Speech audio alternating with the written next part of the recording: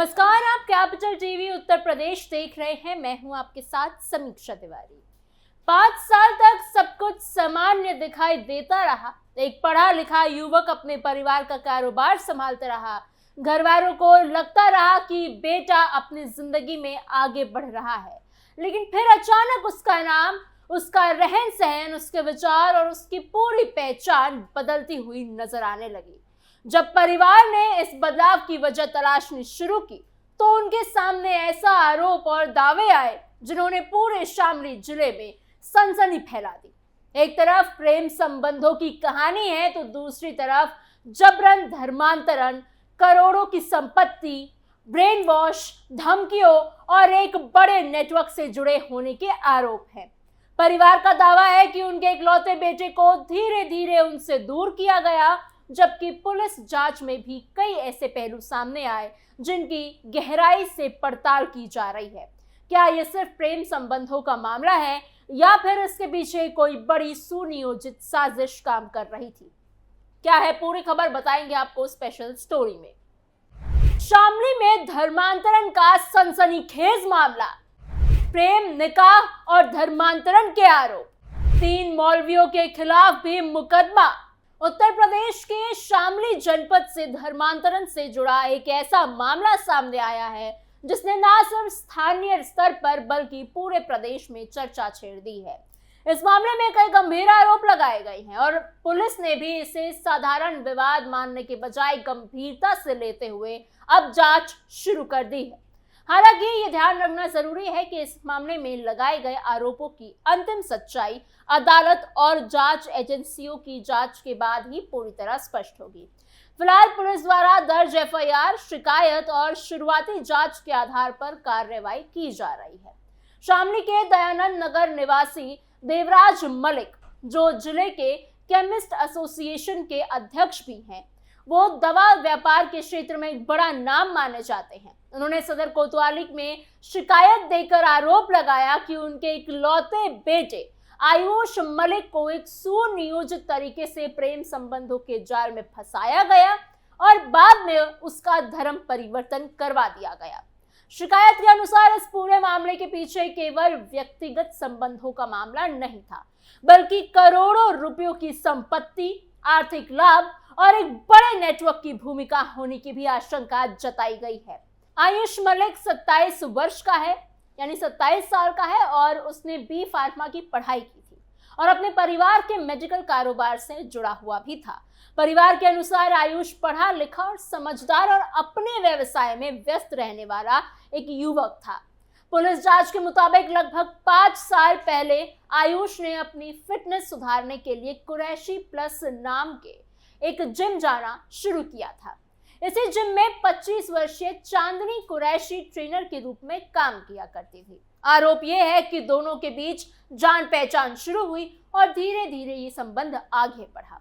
देवराज मलिक का आरोप है कि चांदनी कुरैशी ने योजनाबद्ध तरीके से उनके बेटे को अपने प्रभाव में लिया, उसे भड़काया, ब्रेन वॉश किया और समय के साथ उस पर धर्म परिवर्तन का दबाव बना दिया। शिकायत के अनुसार करीब 4 साल पहले आयुष से गुप्त रूप से यानी चुपचाप से निकाहनामा भी पढ़वाया गया था। परिवार का आरोप है कि इस दौरान उसका नाम बदलकर उस्मान अंसारी और रहमान रखा गया। परिवार को इस पूरी प्रक्रिया की जानकारी काफी समय तक नहीं हो सकी। मामले ने उस समय नया मोड़ लिया जब पिछले 6 महीने के दौरान आयुष के रहन सहन और व्यवहार में तेजी से बदलाव देखने को मिला। परिवार का कहना है कि उसने दाढ़ी बढ़ा ली, टोपी पहनना शुरू कर दिया और अक्सर वो कुर्ता पैजामा में ही दिखाई देने लगा था। मेडिकल स्टोर पर भी वो इसी वेशभूषा में बैठने लगा था। बाद में सोशल मीडिया पर उसकी कुछ तस्वीरें सामने आई जिसमें वो मस्जिद में नमाज पढ़ता हुआ दिखाई दे रहा था। जी हाँ, इन तस्वीरों के सामने आने के बाद मामला स्थानीय स्तर पर चर्चा का विषय बन गया। शिकायत के अनुसार जब परिवार ने इस बदलाव के बारे में पूछताछ की तो उन्हें स्पष्ट जवाब नहीं मिला। परिवार का आरोप है कि उन्हें लगातार दबाव और धमकियों का सामना करना पड़ रहा था। देवराज मलिक का कहना है कि केवल उनके बेटे का ही नहीं बल्कि पूरे परिवार का धर्म परिवर्तन कराने की कोशिश की जा रही थी। जब उन्होंने इसका विरोध किया तो उन्हें उनके परिवार को गंभीर परिणाम भुगतने जैसी धमकियां भी मिली। देवराज मलिक ने पुलिस को बताया कि पिछले कई सालों से उनके बेटे की कमाई का बड़ा हिस्सा एक आरोपियों द्वारा लिया जा रहा था। परिवार का दावा है कि आर्थिक शोषण भी इसी पूरे मामले का एक महत्वपूर्ण इम्पोर्टेंट पहलू था। शिकायत में कहा गया कि बेटे की भावनाओं और विश्वास का फायदा उठाकर उससे लगातार पैसे लिए जा रहे थे और उसके ऊपर मानसिक दबाव भी बनाया जा रहा था। इस मामले में पुलिस ने त्वरित कार्रवाई करते हुए मुख्य आरोपी चांदनी कुरैशी और उसके पिता इस्लाम कुरैशी को गिरफ्तार कर अब जेल भेज दिया है। इसके अलावा 3 मौलवियों सहित कुल 10 लोगों के खिलाफ अलग अलग धाराओं में मुकदमा दर्ज कराया गया है। पुलिस के अनुसार जो दूसरे आरोपी हैं उनकी भी तलाश अभी जारी है और कई जगहों पर छापेमारी भी की जा रही है। जांच के दौरान एक और महत्वपूर्ण पहलू सामने आया जिसे पुलिस और जांच एजेंसियां गंभीरता से देख रही हैं। पुलिस सूत्रों के अनुसार आरोप है कि आयुष का ब्रेन वॉश करने के लिए डिजिटल माध्यमों का ज्यादा इस्तेमाल किया गया था। जांच में दावा किया गया है कि उसके मोबाइल और यूट्यूब अकाउंट पर पाकिस्तान के इस्लामिक वक्ता डॉक्टर इसरार अहमद की वीडियोस नियमित रूप से दिखाई जाते थे। उसे आरोप है कि लंबे समय तक ऐसी सामग्री देखने और सुनने के कारण उसके विचारों में काफी हद तक बदलाव आ गया था। हालांकि इस दावे की भी जांच की जा रही है और पुलिस डिजिटल सबूतों की पड़ताल कर रही है। हिंदू संगठनों ने भी इस मामले पर प्रतिक्रिया दी है। उनका कहना है कि ये केवल 2 व्यक्तियों के बीच का संबंध का मामला नहीं है, बल्कि अगर आरोप सही साबित होते हैं तो इसके पीछे एक पूरा संगठित नेटवर्क हो सकता है जो युवाओं को निशाना बना रहा है और कहा जाए कि रिवर्स लव जिहाद करने की भी कोशिश कर रहा है। दूसरी ओर कानून के जानकारों का कहना है कि किसी भी निष्कर्ष या किसी भी फैसले पर पहुंचने से पहले पूरी जांच होने और अदालत में सबूतों की जांच होनी बेहद जरूरी है। इस मामले में सबसे अहम सवाल ये है कि उत्तर प्रदेश में धर्मांतरण से जुड़े कानून क्या कहते हैं। उत्तर प्रदेश विधि विरुद्ध धर्म परिवर्तन प्रतिषेध अधिनियम 2021 लागू है। इस कानून का उद्देश्य ऐसे धर्म परिवर्तन को रोकना है जो बल, दबाव, धोखे, प्रलोभन और झूठी पहचान, अनुचित प्रभाव या फिर अवैध तरीकों से करवाया जाए, यानी गलत तरीकों से करवाया जाए। कानून के अनुसार अगर कोई व्यक्ति किसी दूसरे व्यक्ति का धर्म परिवर्तन ऐसे तरीकों से करवाता है तो उसके खिलाफ आपराधिक कार्रवाई हो सकती है। इस कानून के तहत सामान्य मामलों में दोषी पाए जाने पर 3 साल से लेकर 10 साल तक की सजा और कम से कम 50,000 रुपए का जुर्माना हो सकता है। अगर मामला किसी नाबालिग महिला, दिव्यांग व्यक्ति या अनुचित जाति या अनुसूचित जनजाति से जुड़ा व्यक्ति का हो तो सजा 5 साल से 14 साल तक की हो सकती है और जुर्माना कम से कम 1 लाख रुपए तक हो सकता है। सामूहिक धर्मांतरण के मामलों में भी कठोर सजा का प्रावधान है।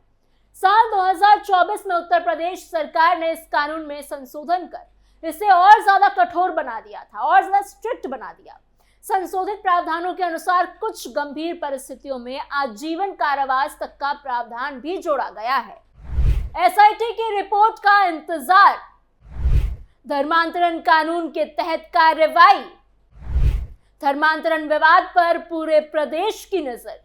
कानून के साथ साथ अदालतों ने यह भी स्पष्ट किया है कि भारत का संविधान हर एक नागरिक को अपनी इच्छा से किसी भी धर्म को मानने या उसका पालन करने या फिर उसका प्रचार करने की स्वतंत्रता देता है।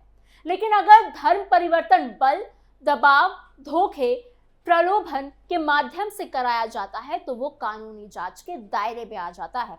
शामली का ये मामला अब केवल एक परिवार की शिकायत तक सीमित नहीं रह गया है। पुलिस ने पूरे मामले की गहराई से जांच करने के लिए विशेष जांच दल यानी एसआईटी का गठन किया है। एसपी शामली के निर्देश पर ये टीम सभी आरोपों की जांच करेगी, डिजिटल रिकॉर्ड्स खंगाले जाएंगे, बैंक लेन देन की जानकारी जुटाई जाएगी, ये पता लगाने की कोशिश करेंगे कि क्या वास्तव में कोई बड़ा नेटवर्क सक्रिय था या नहीं।